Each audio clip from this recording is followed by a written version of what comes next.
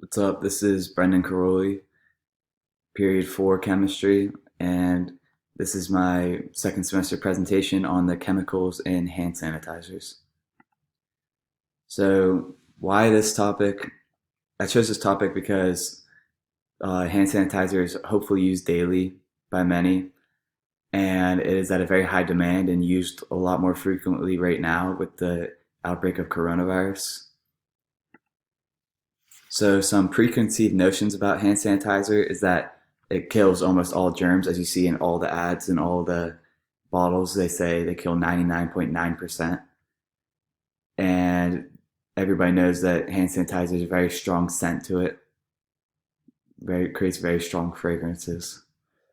How does hand sanitizer work? It strips away oil from the skin and it prevents bacteria from within the body from entering the surface of the hands. Types of chemicals used in hand sanitizer include ethyl alcohol or ethanol, and that has 62% concentration, benzalkonium chloride, which has a very low concentration, and triclosan, which also is a pretty low concentration. So you might be wondering what exactly is benzalkonium chloride.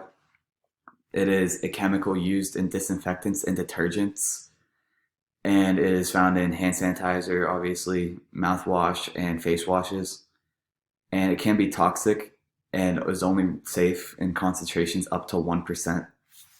As you see here, this is the chemical structure of benzalkonium chloride. Now, triclosan is an antibacterial and antifungal agent. It's found in toothpaste, soaps, deodorants, and other products like that. And its safety is actually currently under review by the FDA, or at least it was whenever I made this PowerPoint. And as you see here, the chemical structure has chlorine bonding to carbon bonds, all bonding to oxygen. Ethanol is used as a solvent and preservative. Also, main ingredient it is also the main ingredient in alcoholic beverages, and is actually considered a drug. As you see here, this is the chemical structure of ethanol, and it has hydrogen bonding to carbon and oxygen. So, how the chemicals affect the sanitizer? Most of them are actually inactive. Ethanol is really the only active chemical, which makes the chemical structure, this chemical structure, the structure of hand sanitizer. And they work to kill bacteria in less than 15 seconds. So you might be wondering what the difference between hand soap and hand sanitizer is. And soap removes bacteria, but sanitizer kills it. The reason for that is because hand sanitizer contains a concentration of 60 to 90% alcohol, which is a very substantial amount. Soap is a better option if available, but hand sanitizer is much quicker and more efficient. So the benefits of hand sanitizer include the alcohol works immediately and effectively against bacteria and viruses.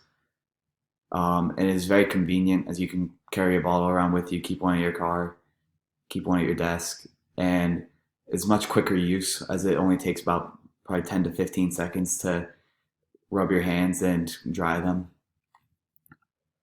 Some problems with hand sanitizer, though, are that it creates irritations and rashes with excessive use.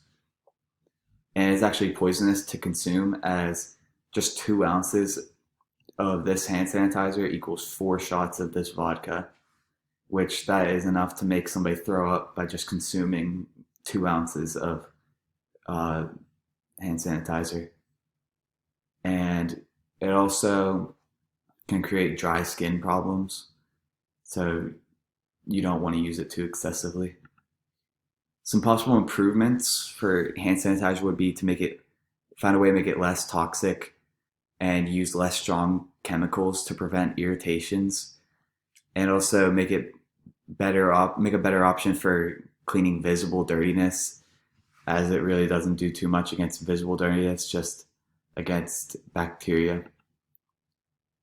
And This is a link on how to make your own hand sanitizer. You can watch this on your own if you want. It can be pretty useful in times like this with the high demand and low supply of hand sanitizer. And these are my sources, and thank you.